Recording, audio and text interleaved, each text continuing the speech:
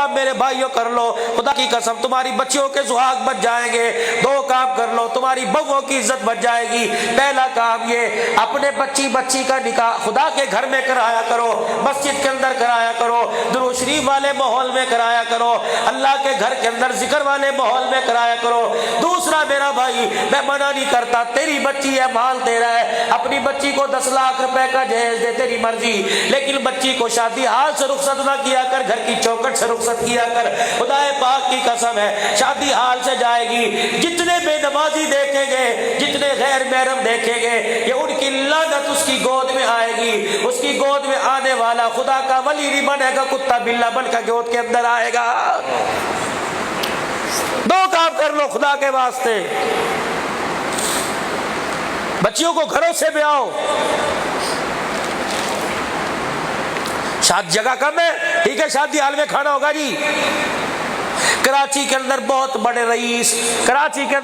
بڑے رئیس نے اپنے بیٹے کی شادی کی، بہت بڑا رئیس، ولیمے پر اس نے کیا کیا، 3 آدمیوں کو بلایا، مسجد کے امام صاحب کو، مسجد کے مؤذن صاحب کو، مسجد کے خادم کو، لو جی کھاؤ، میرے بیٹے کا ولیمہ ہے، اور تو 10,000 کا بندوبست کر سکتا تھا، فرمایا 10 لاکھ کا 20 لاکھ کا کھانا کروں گا، پتہ نہیں کتنی بچیوں کا جہیز مل جائے گا۔ تمہارے لاہور کے اندر دور نہیں، یہ پاک عرب کے اندر NS گارمنٹس والے، یقین جانو عمرے پہ کہ میرے ساتھی کبھی کبھی ٹکٹ بھیج دیتے ہیں عمرے کا، جاؤ ولی صاحب اللہ کا گھر دیکھ کے آ جاؤ۔ ان کے گھر میں ان کے مکان کا افتتاح کرنے 2.5 کروڑ کا مکان لیا، کہنے لگا مولوی صاحب قدم آپ رکھو، ابتدا کروائیں گے۔ میں نے قدم رکھا، گھر کے بالکل سامنے ایک ٹھیلا لگا ہوا تھا، اس پہ کپڑا بندھا ہوا تھا، جیسے کوئی شام کو آ کے ٹھیلا کھول لے گا، میری طرف متوجہ ہوئے، کہنے لگا مولوی صاحب وہ دیکھتے ہو؟ میں نے کہا ہاں، یہ کیا ہے؟ فرمایا 8 دن پہلے اس آدمی کا انتقال ہو گیا، بہت بڑا ملانر تھا، بہت بڑا کاروباری آدمی تھا۔ میں نے کہا اچھا جی، کہنے لگے پتہ ہے جب لکھ پتی ککھ پتی ہو گیا، بچی کا رشتہ آیا، بچی کی شادی میں تھوڑے دن رہ گئے تھے، پھندا لٹکایا، پنکھے کے ساتھ خودکشی کری، جان دے دی۔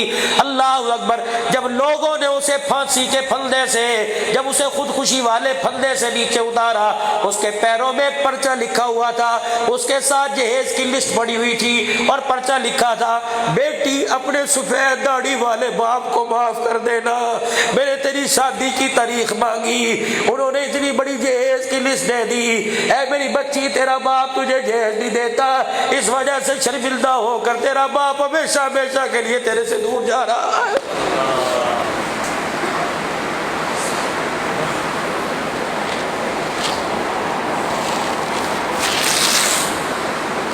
اگر بچی کو اپنی جہیز دو، خدا کے واسطے دکھاؤ مت۔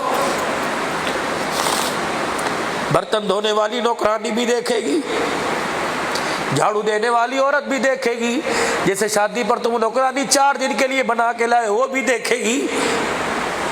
اگر اس نے رات کو بستر پر لیٹ کر اپنے باپ کی منجی کو دیکھ کے رونا شروع کر دیا، اور اس کے دل میں خیال آ گیا کاش میرا ابا بھی امیر ہوتا، مجھے بھی ایسا جہیز دیتا،